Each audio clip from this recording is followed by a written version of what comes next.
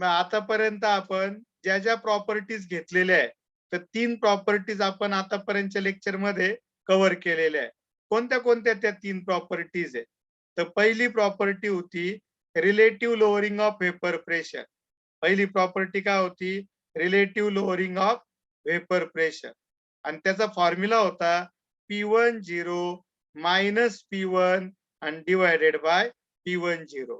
नंतर होतं delta TB is equal to formula होता टीबी मायनस TB0. आणि आता लास्ट एक पार्ट मध्ये आपण बघितलं होतं डेल्टा टीएफ. त्याचा फॉर्म्युला होता TF0 मायनस TF.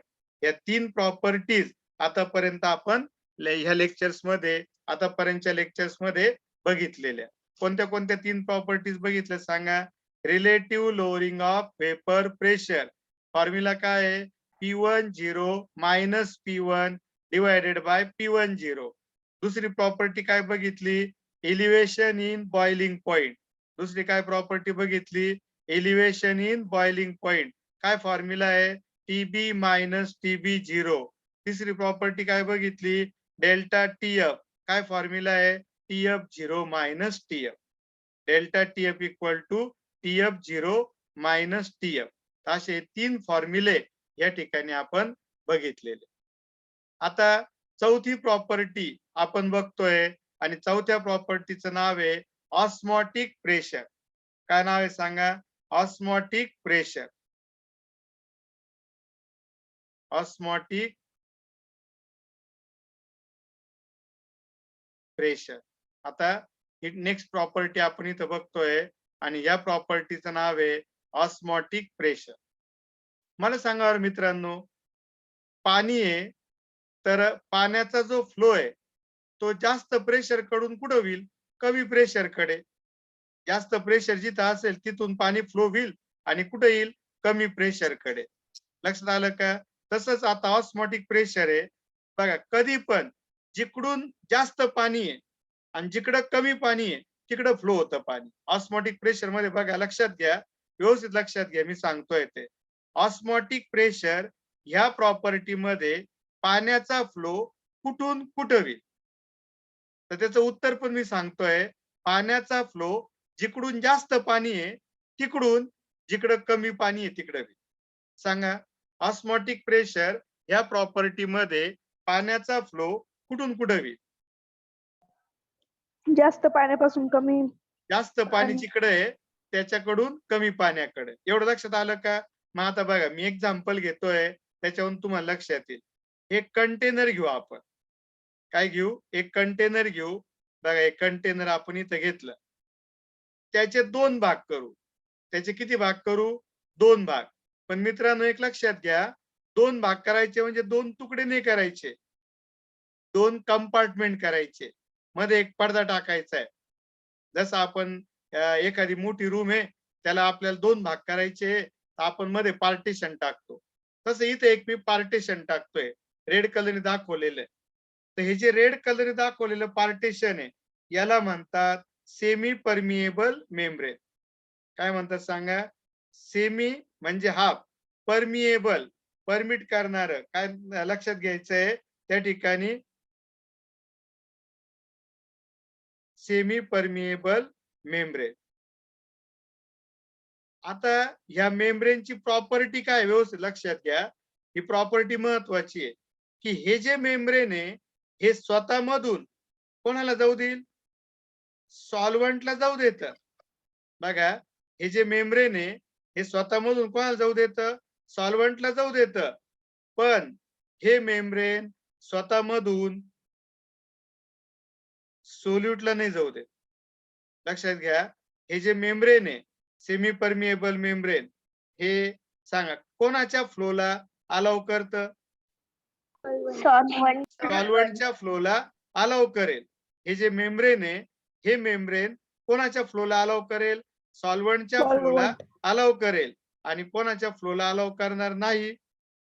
सोल्यूटच्या फ्लोला अलाउ करणार नाही.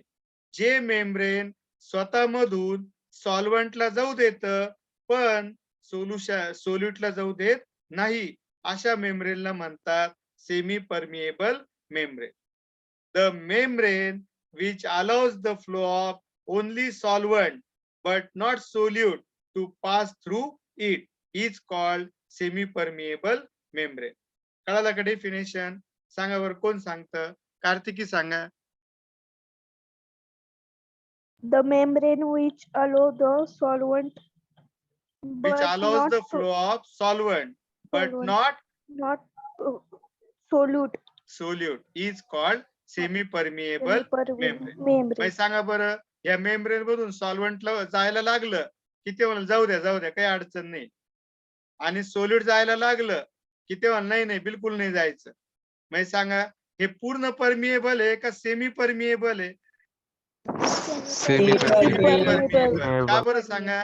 Because it allows the flow of only Solvent. solvent but not solute. It allows the flow of only solvent but not solute, and such membrane is called as the semi-permeable membrane.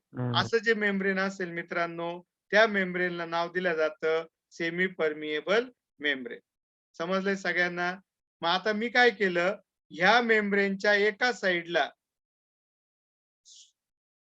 साइडला pure solvent ठेवलं. ह्या मेम्ब्रेनच्या एका साइडला काय केलं, pure solvent ठेवलं, आणि दुसऱ्या साइडला जे दुसरी साइड आहे त्या साइडला सोल्युशन ठेवलं. व्यवस्थित लक्षात घ्या. एक साइडला सांगा काय ठेवलं, प्युअर Solvent. Pure solvent. बघा इथं प्युअर, हे काय आहे, प्युअर सॉल्व्हंट, आणि दुसऱ्या बाजूला इकडं कोण आहे, सोल्युशन. कळालं? आणि इथं काय केलं मी, एक ऍडजस्टमेंट अशी केली, इथे एक हे लावलं पिस्टन अँड सिलेंडर अरेंजमेंट, आणि इकडं पण एक पिस्टन अँड सिलेंडर अरेंजमेंट. जसं इंजेक्शन करता जे सिरिंज असते तुम्ही बघितलेली सगळ्यांनी, तर त्या सिरिंज मध्ये जसं औषध भरण्याकरता हँडल माग ओढावं लागतं, तसं इथं आहे पिस्टन अँड सिलेंडर अरेंजमेंट तिथं लावलेली मी. हे पिस्टन अँड सिलेंडर अरेंजमेंट, आणि इथं एक सिलेंडर आहे.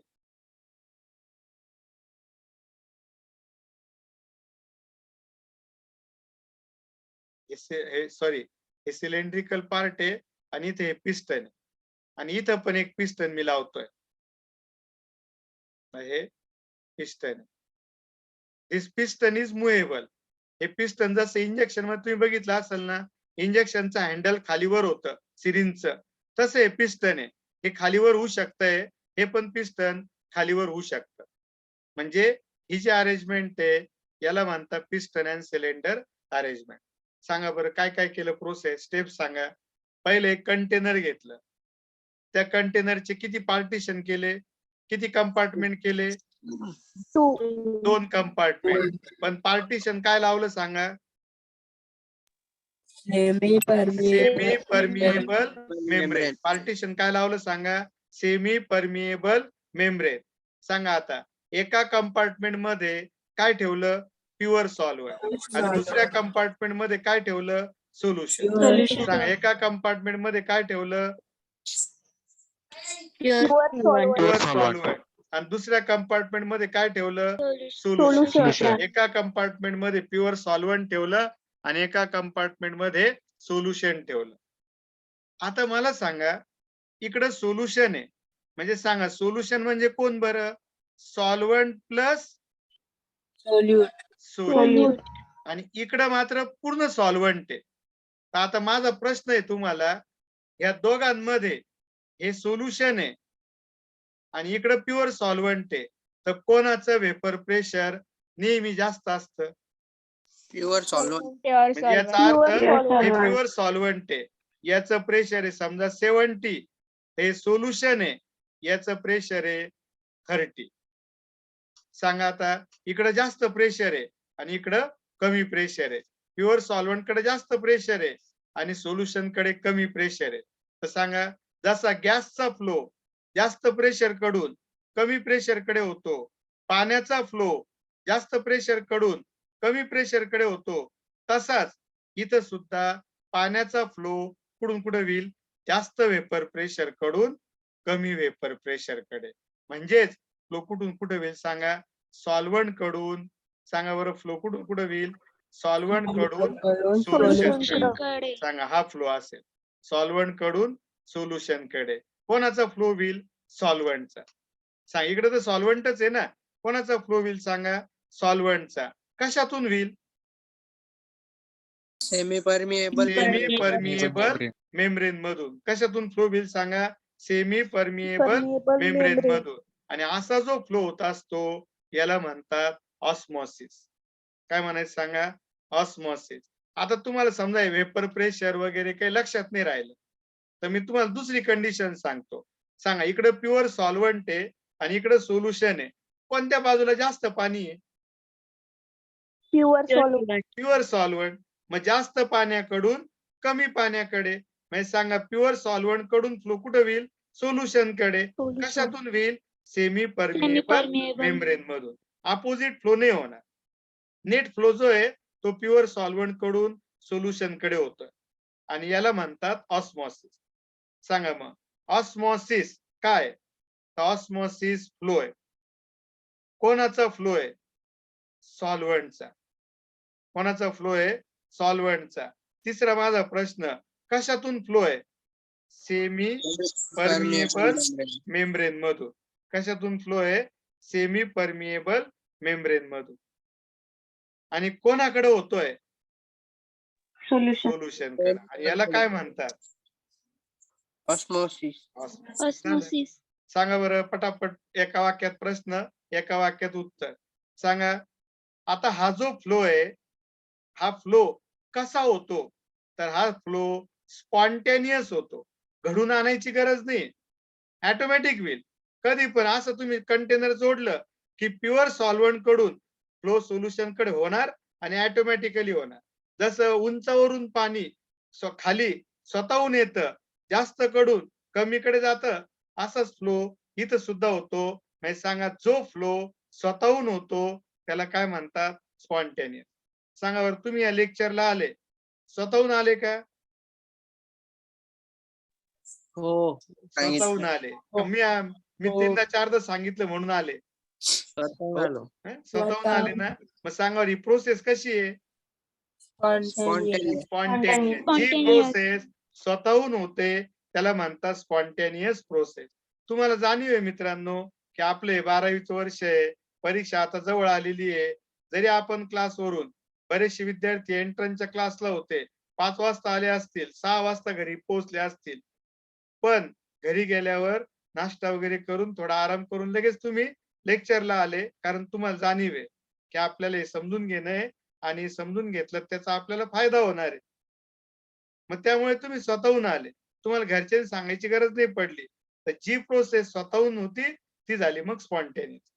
सांगा, ही जी प्रोसेस आहे ही कशी आहे, स्पॉन्टेनियस फ्लो आहे. कसा फ्लो आहे सांगा, स्पॉन्टेनियस अँड युनिडायरेक्शनल. युनिडायरेक्शनल. सांगा, युनिडायरेक्शनल शब्दाचा अर्थ काय होतो, एक दिशेने होणारा फ्लो. युनिडायरेक्शनल शब्दाचा अर्थ काय होतो सांगा, that is flow in one direction, that is from solvent side to solution side. किंवा सांगा बरं, मी तुम्हाला एक अजून प्रश्न विचारतोय, एक डायल्यूट सोल्युशन आहे आणि एक कॉन्सन्ट्रेटेड सोल्युशन आहे, कोणात जास्त पाणी,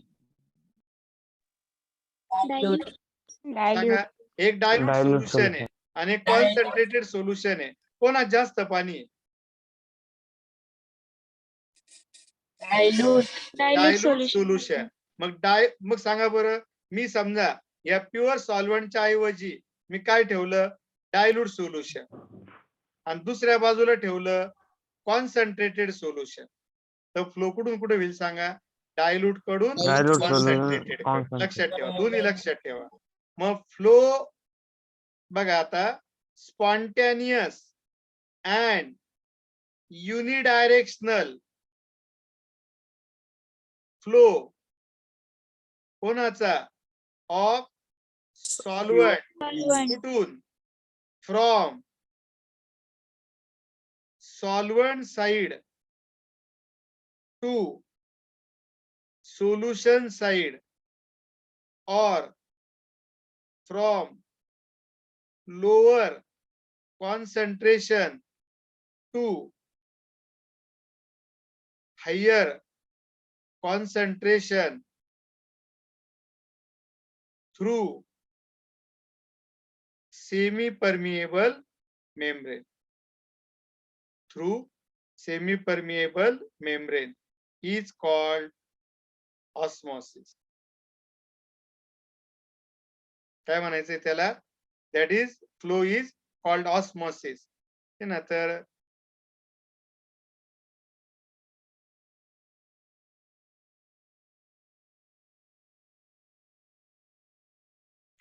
बघा, हा जो फ्लो आहे, या फ्लोला आपण काय म्हणणार आहे?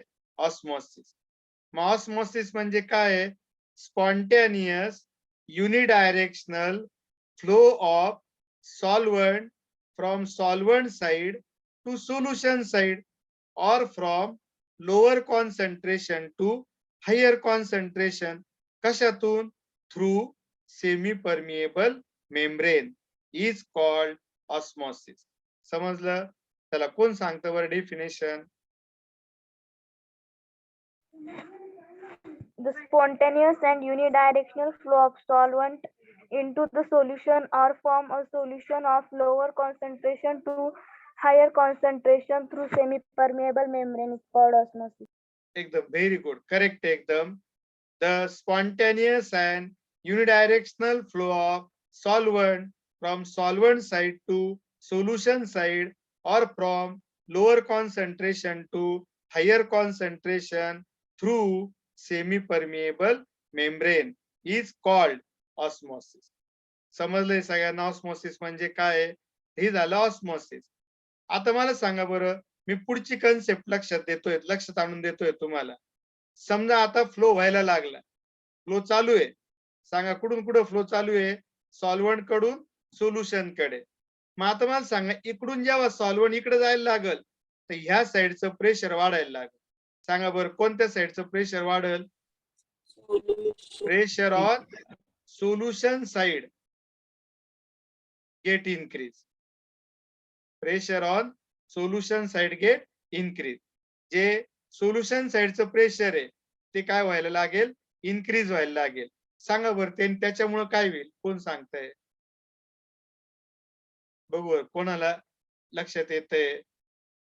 बघा, ज्या वेळेस सॉल्व्हंट हा सॉल्व्हंट साइड कडून कुठं फ्लो व्हायला लागला? सोल्युशन साइडला, त्यावेळेस सोल्युशन साइडचं प्रेशर काय होत चाललेलं आहे? वाढत चाललेलं आहे. सोल्युशन साइडचं प्रेशर काय होत चाललेलं आहे? वाढत चाललेलं आहे. तर त्यामुळे काय होईल? कोण सांगतंय? सोल्युशनचा प्रेशर वाढेल, सॉल्व्हंटचा प्रेशर कमी होईल. हा, म्हणजे सोल्युशनचं साइड काय होतंय?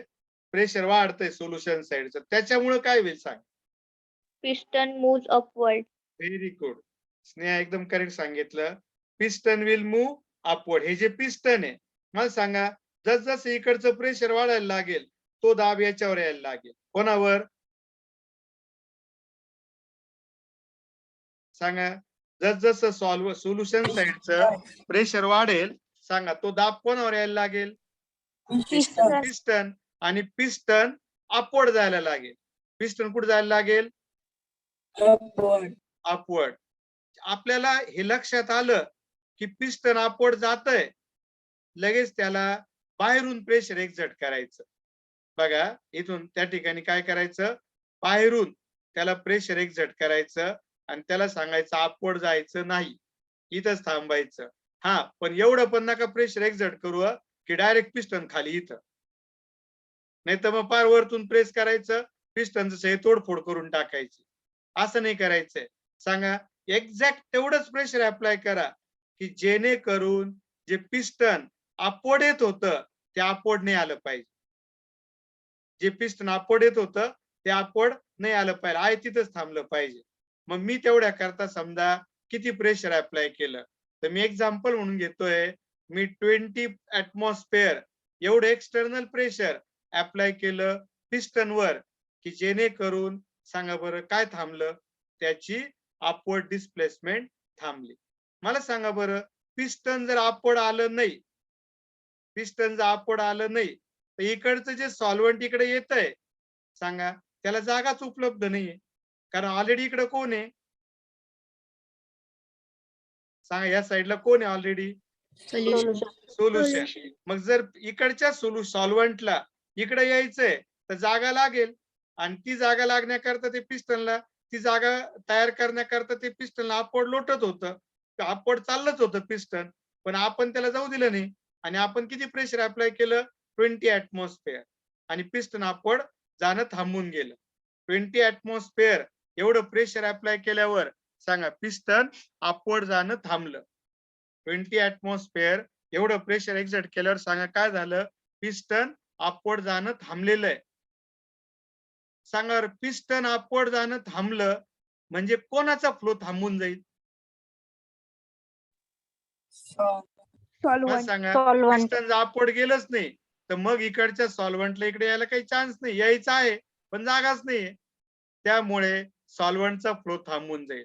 आणि सांगा बरं मित्रांनो, सॉल्व्हंटचा फ्लो ला आपण काय नाव दिलं होतं?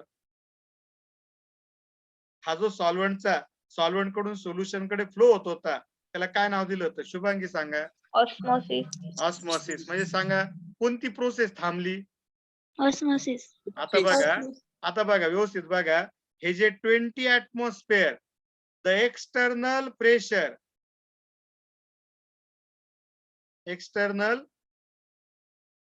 प्रेशर अप्लाइड, सांगा मित्रांनो, सांगा कोणत्या बाजूला केलंय, सॉल्व्हंट साइडला का सोल्युशन साइडला?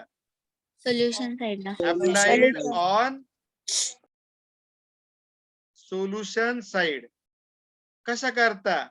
सो ऍज टू स्टॉप, सांगा फ्लो ऑफ सॉल्व्हंट.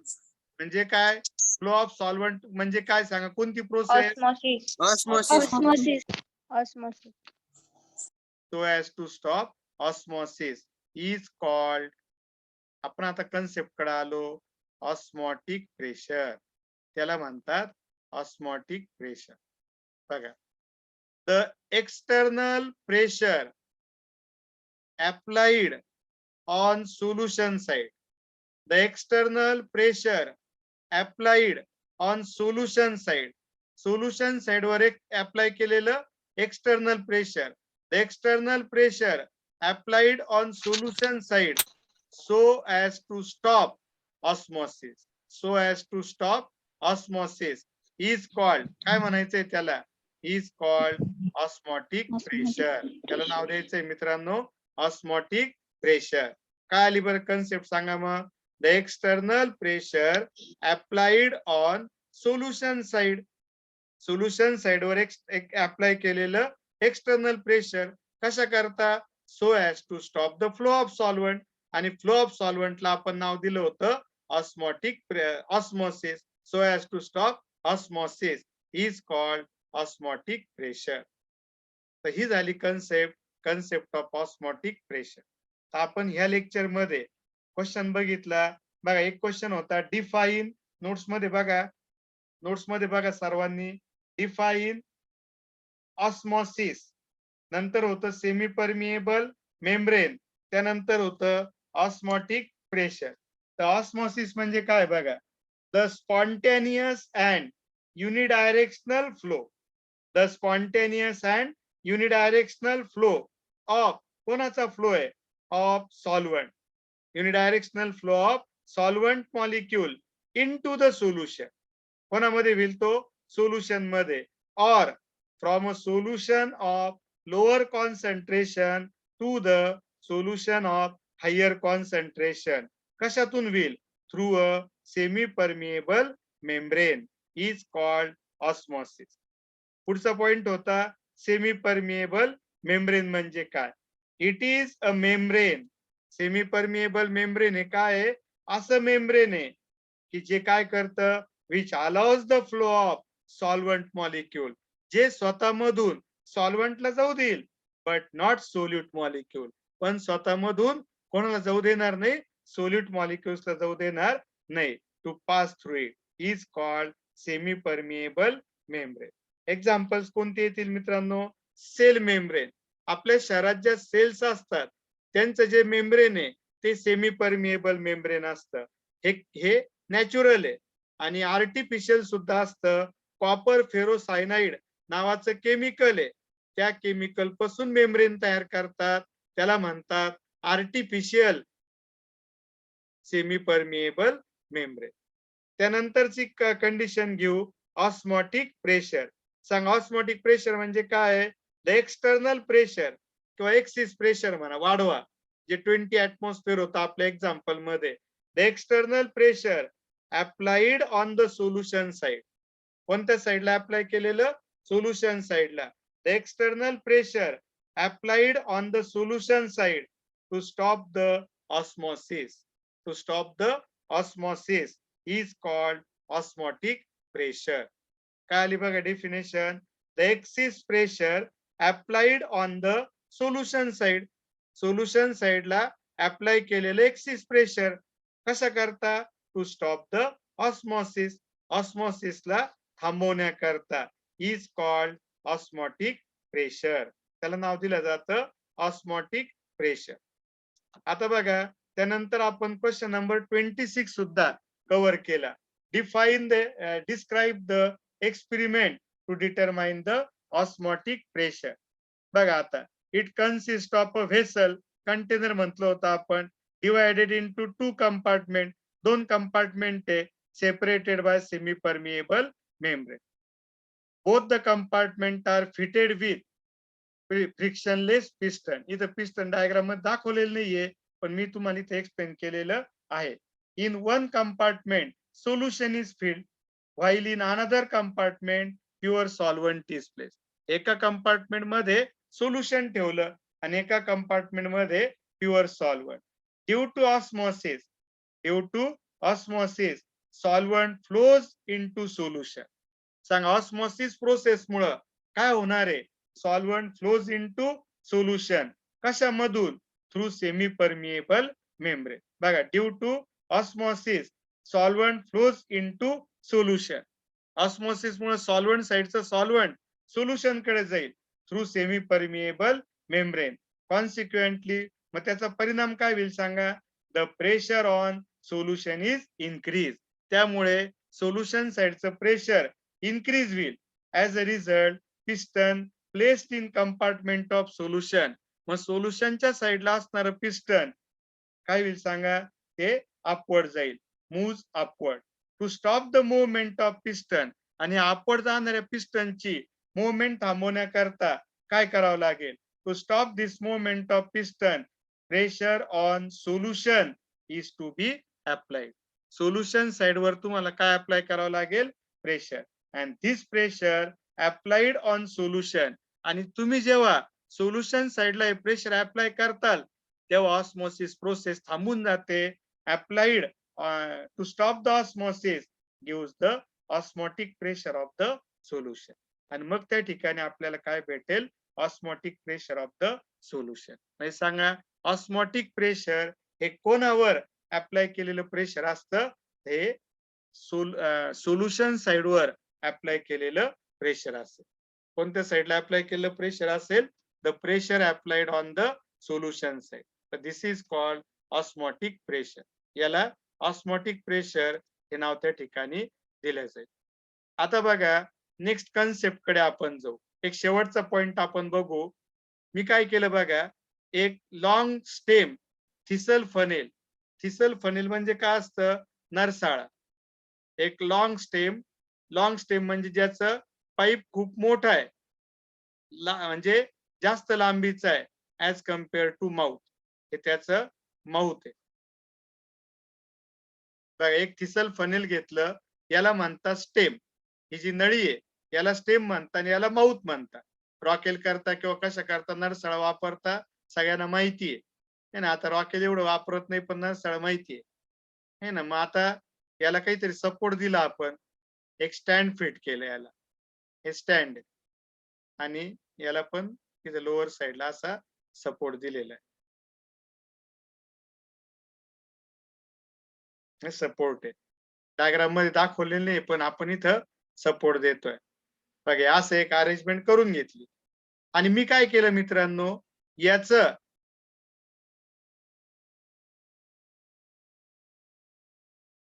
आता काय केलं मी, एक लॉंग स्टेम थिसल फनेल घेतलं. लॉंग स्टेम थिसल फनेल हे त्याचं माउथ आहे आणि हे त्याचं स्टेम आहे. आणि मग मी ह्या लॉंग स्टेम थिसल फनेलचं जे माउथ आहे त्या माउथला फिट करून टाकलं, क्लोज केलं. त्या माउथला क्लोज केलं. पण क्लोज करण्याकरता काय वापरलं? तर क्लोज करण्याकरता सेमी परमिएबल मेम्ब्रेन वापरलं. Semi permeable membrane. बघा व्यवस्थित लक्षात घ्या. काय वापरलं सांगा? सेमी परमिएबल मेम्ब्रेन वापरलं to close the mouth of the thistle funnel. आणि मग एक मोठं कंटेनर घेतलं. एक काय घेतलं? मोठं कंटेनर. आणि त्या कंटेनर मध्ये पाणी घेतलं, प्युअर सॉल्व्हंट. त्या कंटेनर मध्ये काय घेतलं? Pure solvent. बघा हे प्युअर सॉल्व्हंट आहे, निळ्या कलरने दाखवलेलं. आणि त्यामध्ये ते माउथ बुडवलं. डायग्राम मध्ये तुम्ही बघा, त्यामध्ये ते माउथ थिसल फनेलचं माउथ याच्यात बुडवून टाकलं. आणि नंतर काय केलं मी? वरच्या बाजूनी याच्यामध्ये आतमध्ये सुक्रोज सोल्युशन म्हणजे शुगर सोल्युशन ओतलं. बघा याच्या आतमध्ये काय ओतलं मी? शुगर सोल्युशन थिसल फनेल मध्ये. ते काही खाली पडून नाही जाणार कारण माउथ क्लोज केलेलं आहे. बघा हे सुक्रोज सोल्युशन आहे.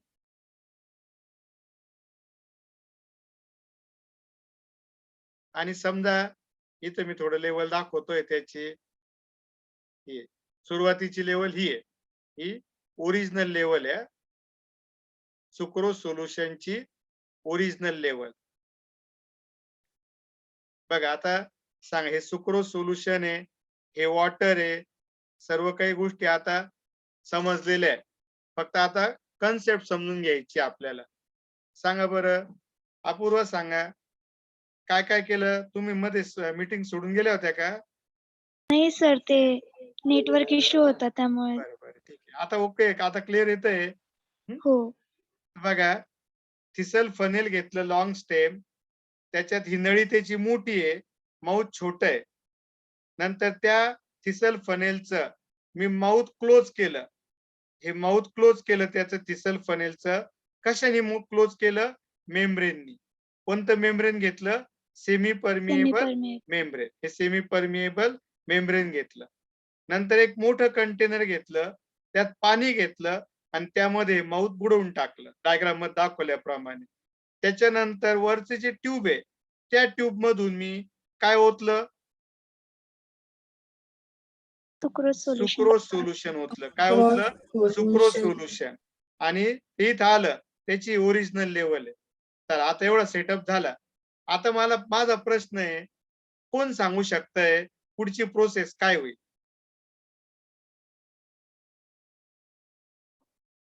कोण सांगतं? सुक्रोज सोल्युशन आहे ना, सेमी परमिएबल मेम्ब्रेन मधून वॉटर मध्ये फ्लो होईल. बर अजून कोण सांगतं?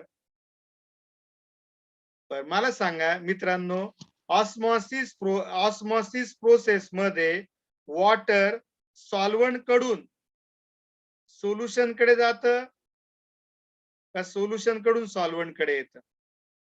आत्ताच झालंय आपलं. शुभांगी सांगा. सॉल्व्हंट कडून सोल्युशन कडे. सॉल्व्हंट कडून सोल्युशन कडे जातं. कोणाकडून? सॉल्व्हंट कडून सोल्युशन कडे. श्रुती सांगा कोणाकडून कोणाकडे जातं? श्रुती वाबळे. सॉल्व्हंट कडून सोल्युशन. सॉल्व्हंट कडून सोल्युशन कडे. मग लक्षात घ्या, हे वॉटर आहे, हे सॉल्व्हंट आहे आणि याच्यात सोल्युशन आहे. तर इकडचं हे सॉल्व्हंट कडून वॉटर हे सोल्युशन कडे जायला लागेल. एरो दिसतोय? वैष्णवी चव्हाण एरो दिसतोय का? Vaishnavi Chavan, Vaishnavi Chavan, hello hello. आवाज येतोय का? प्रणव सोनवणे एरो दिसतोय का? Yes sir. सांगा बरं त्या एरो नुसार सॉल्व्हंट कोणाकडून कोणाकडे जातंय?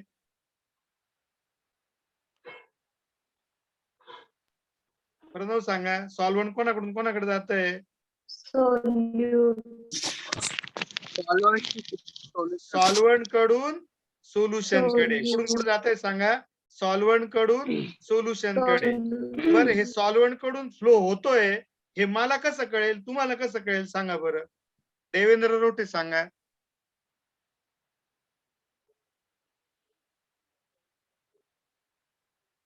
सेमी ओरिजिनल लेवल परमिएबल पासून ते थोडं वर जाईल. बरोबर, एक्झॅक्टली करेक्ट. सांगा, इथून जी लेवल आहे ती त्याची वाढून जाईल आणि ओरिजिनल लेवल पासून ते वर गेलं. आणि मग सांगा लेवल इन्क्रीज झाली तर ही जी लेवल आहे एच नी लेवल काय झाली, वाढली. सांगा बरं, ही जी लेवल वाढली याच्याहून मला काय कळायचं ते कळून गेलं, तुम्हाला पण कळालं. सांगा ही लेवल का वाढली, कारण इकडचं पाणी कंटेनर मधलं पाणी सेमी परमिएबल मेम्ब्रेनला क्रॉस करून सोल्युशन मध्ये आलेलं आहे. म्हणजे सांगा कोणती प्रोसेस झाली, ऑस्मोसिस.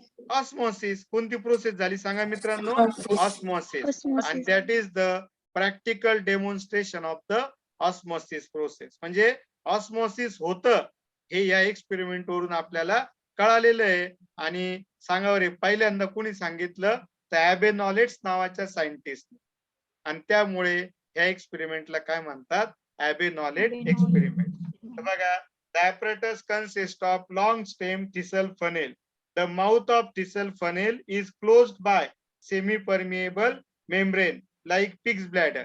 हे semi-permeable membrane pig's bladder म्हणजे डुकराच्या शरीरातून जे मेम्ब्रेन काढलेले असतात त्याला म्हणतात pigs bladder. Sugar that is sucrose solution is filled in thistle funnel. या थिसल फनेल मध्ये सुक्रोज सोल्युशन ओतलेलं आहे. The solvent and solution are separated from each other. सांगा, हे सॉल्वंट आहे आणि सोल्युशन आहे आणि त्यांच्यामध्ये मेम्ब्रेन आहे. Separated from each other by semi permeable membrane. There occurs a net flow of solvent. बघा, सॉल्वंट सोल्युशन कडे जाईल, molecule into the solution through semi permeable membrane. आणि त्याचा रिझल्ट काय होईल सांगा, as a result the original volume of the solution increases and the liquid level of the solution side rises. आणि solution साइडचे liquid level काय होऊन जाईल, hello काय होईल, आवाज नाही येते का, बघा काय येतंय, ऍज अ रिझल्ट, बोलू नका,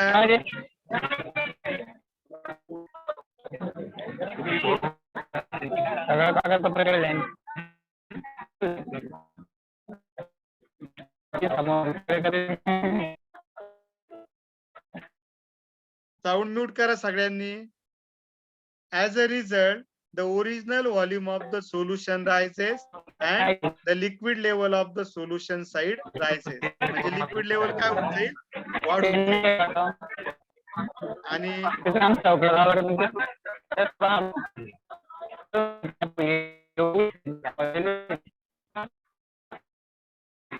तर समजलेलं सगळ्यांना, लिक्विड लेवल काय होऊन जाते,